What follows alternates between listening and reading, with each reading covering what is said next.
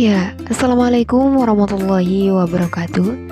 Sebelumnya perkenalkan, nama saya adalah Eriska Rofa dengan NIM 214110202025. Ya, sebelumnya di sini saya mengucapkan terima kasih banyak kepada Bapak Sofiullah MHI selaku dosen pengampu mata kuliah Akad Muamalah Klasik yang telah memberikan kesempatan pada kelompok kami untuk mempresentasikan materi kami. Saya berharap semoga teman-teman sekalian dalam keadaan sehat walafiat meskipun kita melakukan presentasi secara online, dan semoga teman-teman sekalian keadaan sehat dan juga tetap menjaga semangat kita untuk melakukan perkuliahan ini.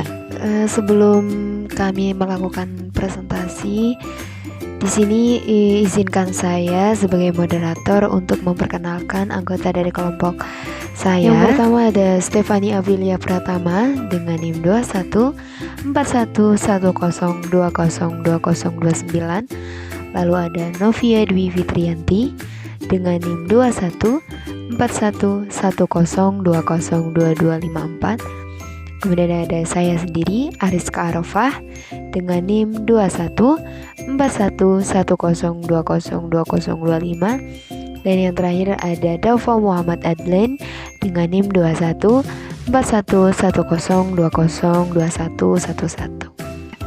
Adapun topik pembahasan yang akan saya dan rekan-rekan saya sampaikan, yaitu yang pertama itu ada mengenai pengertian gadai, lalu ada dasar hukum gadai, dan ada syarat gadai, lalu ada rukun gadai. Untuk mempersingkat waktu, di sini langsung aja masuk ke presentasi. Untuk materi pertama yaitu mengenai pengertian gadai yang akan disampaikan oleh rekan kami yaitu Daufa Muhammad Adlen. Assalamualaikum warahmatullahi wabarakatuh. Bismillahirrahmanirrahim. Saya Daufa Muhammad Adlen dengan NIM 214110202111 dari kelompok 6. Di sini saya akan menjelaskan tentang pengertian gadai. Nah, secara bahasa, ran atau gadai berasal dari kata ad-subut yang berarti tetap atau ad-dawam yang artinya terus-menerus, sehingga air yang diam tidak mengalir dikatakan sebagai ma'un rahin. Secara bahasa, ran juga bermakna al-habs yang bermakna memanjarkan atau menahan sesuatu. Nah, secara syara gadai ini menyandera sejumlah harta yang diserahkan sebagai jaminan serta hak tetap dapat diambil kembali sebagai tebusan. Nah, dengan kata lain, ran adalah menyimpan sementara harta milik si peminjam sebagai jaminan atas pinjaman yang diberikan oleh berpiutang yang meminjamkan. Jadi, barang yang dapat dikembalikan atau diambil kembali dalam jangka waktu tertentu. Habis itu pegadaian pada masa Rasulullah maupun pada masa sahabat dan perkembangannya telah banyak dipraktikkan oleh umat Islam. Nah, hal ini tuh dapat berpengaruh pada gadai itu adalah syariat karena disebutkan dalilnya. Meskipun di dalam Al-Quran disebutkan dalam keadaan tertentu, tetapi itu tidak membatasi orang untuk melakukan gadai.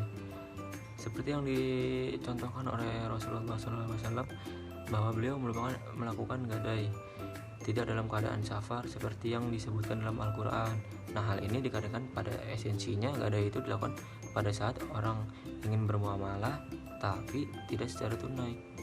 Nah, jika diteliti, banyak hadis-hadis yang mengindikasikan bahwa telah banyak praktik-praktik gadai pada masa Rasulullah, sehingga Rasul menunjukkan tata cara pengambilan manfaat barang gadai melalui hadisnya.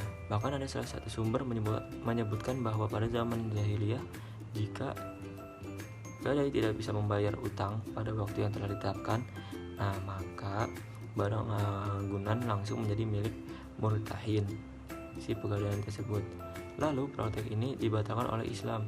Rasulullah SAW bersabda, agungan atau barang gadai itu tidak boleh dihalangi dari pemiliknya yang telah menggadaikannya.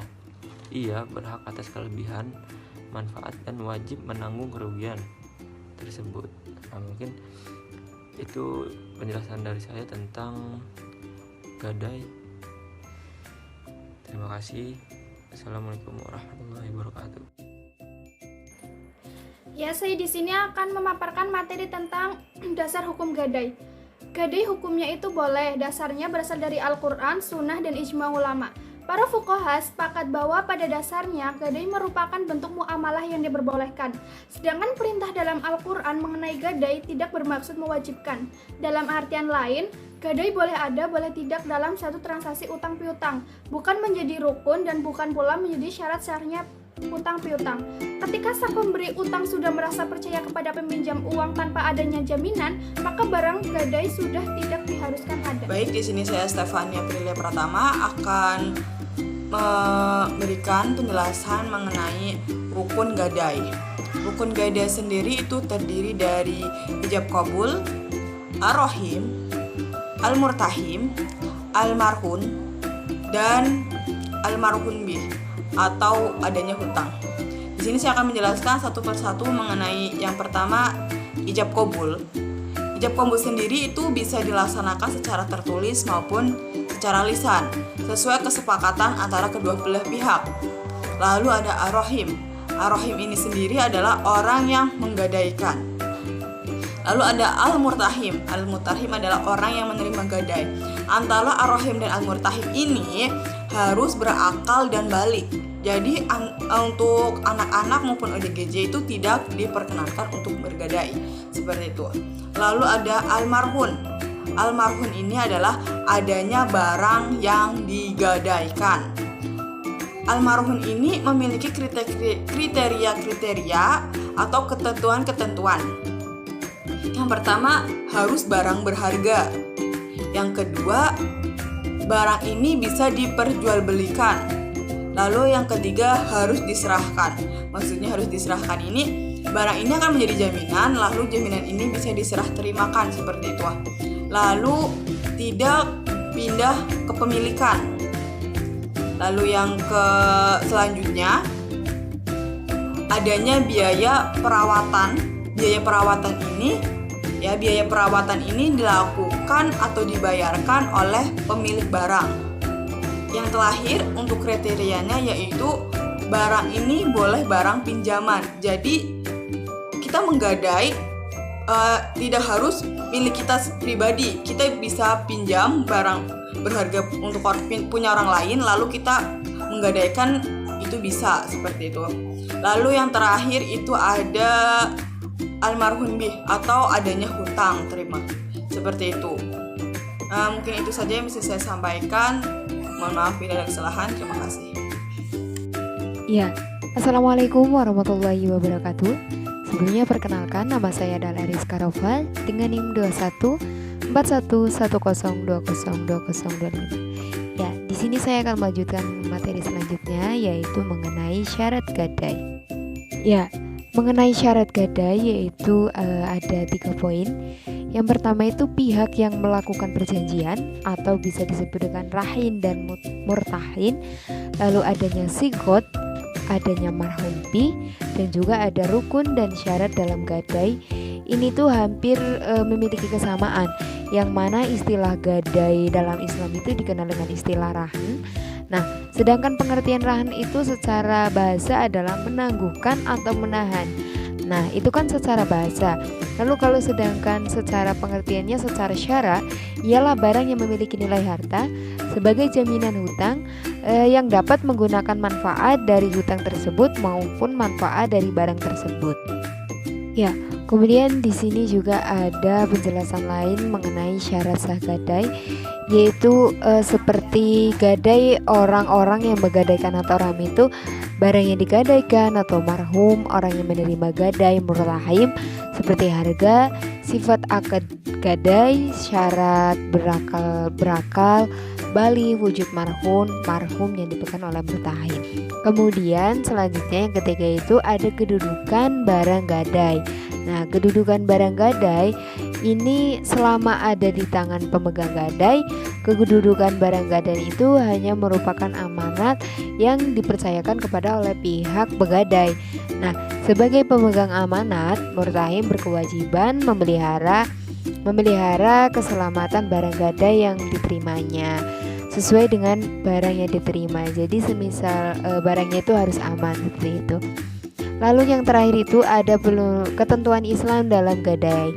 Pelunasan utang gadai apabila sampai pada waktu yang telah ditentukan rahim belum juga membayar kembali ke hutangnya, maka rahin dapat diminta oleh marhun untuk menjual barang gadainya dan kemudian digunakan untuk melunasi hutangnya. Seperti itu.